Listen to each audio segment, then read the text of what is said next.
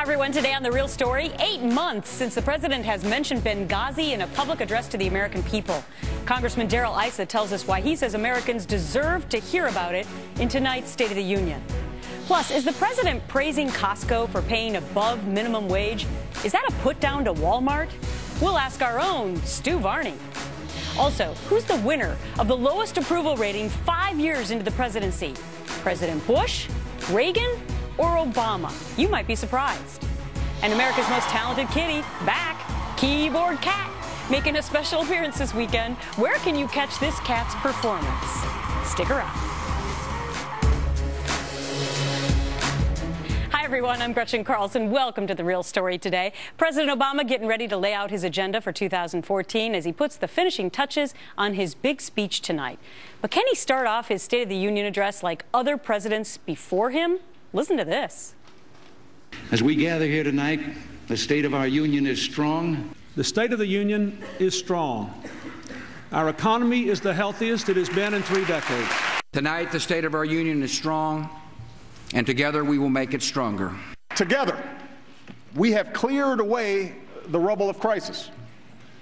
And we can say with renewed confidence that the state of our union is stronger.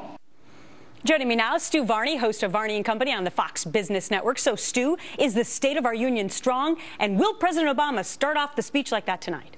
Well, from my point of view, the economy, the financial condition of America is not strong. It is a position of weakness. Let me give you the evidence real fast. Number one, we've not recovered all of the jobs that we lost in the Great Recession. We're behind where we were in 2007.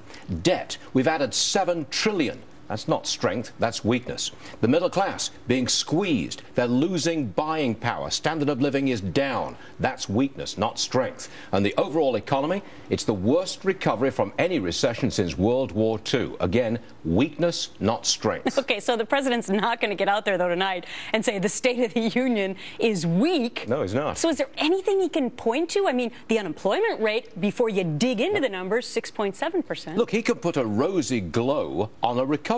And it is a recovery. We are gaining 2.5% growth every year. Not bad, but really not very good. He'll put a rosy glow on that, and then he will say, I'm going to do something about this.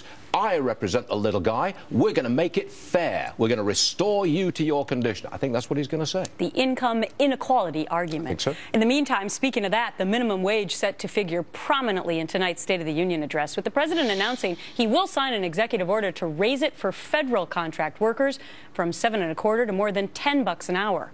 While he can't unilaterally raise it for private sector workers, the president is expected to cite Costco, which pays its full-time workers $11.50 an hour as he pushes Congress to take action. But that example doesn't really add up, Stu. Why? Because Costco serves a different clientele compared to, say, Walmart.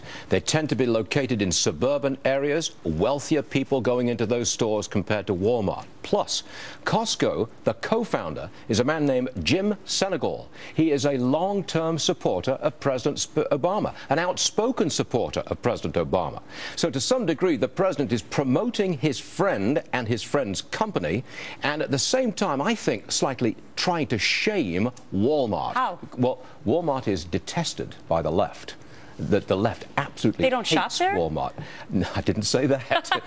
Walmart is non-unionized and has always opposed unionization, and the left accuses it of being big, bad, and ugly. And I think the president is trying to shame him tonight. You know, it's interesting because he talks about executive orders. Back when he was, before he was president in 2007, he said, you know, there's been a tendency on the part of this administration, speaking of President Bush, to try to hide behind executive privilege every time there's something a little shaky that's taking place. That sounds like himself right now. May I suggest one executive order right at the beginning of his speech tonight? Ladies and gentlemen, please hold your applause until I've finished, so we don't have this constant bobbing up and down countless times, which makes the whole of Congress look not to. And the speech go on and on. I'm going to high-five you on that one. Thank you very much. I totally agree with that. Great call, Stu Varney. Thanks, Gretchen. See you soon. Well, 5 minutes after President Obama wraps up his speech, we'll hear the Republican address to the nation, and following that, the Tea Party response. Chief Congressional Correspondent Mike Emanuel live for us on Capitol Hill. So first, Mike, let's start off with the official GOP response. What should we expect? Well, Kathy McMorris Rodgers, Republican from the state of Washington, who's a female member of the House Republican leadership team. She's a mother of 3, including one child born just 2 months ago, and she also has a special needs child. She was born and raised on her family farm, has a classic American success story, and aides say that she will lay out a conservative vision. Don't look for it to be a heavy policy speech, but to highlight her personal story and to basically contrast a differing vision from that of President Obama. Gretchen? But that isn't going to be all that we're going to be in store for as far as rebuttals, right? What else is going to be on the table? Well, that's right. Utah Senator Mike Lee is going to provide the official Tea Party response to the State of the Union. Aides say Senator Lee will discuss President Obama's policies that are creating greater inequality. They say Lee will also lay out a conservative reform agenda to benefit lower income and middle class Americans. And then there's Kentucky Senator Rand Paul, who will be on set with our colleague Bret Baier after the State of the Union address, so you can hear his instant reaction. And then just after that, he will release a speech that is a little bit more than 10 minutes long. Look for it to go out on a lot of different social media outlets. So depending on which you like, you're going to have a variety of Republican responses tonight. Gretchen? Wow, fascinating. Thanks so much, Mike. Thank you. And don't forget, Fox's special coverage of the State of the Union kicks off at 8:55 p.m. Eastern Time. Special reports Bret Baier and panel Charles Krauthammer, Kirsten Powers, George Will, and A.B. Stoddard. And special guests, as you just heard, include Senator Rand Paul and Congressman Paul Ryan.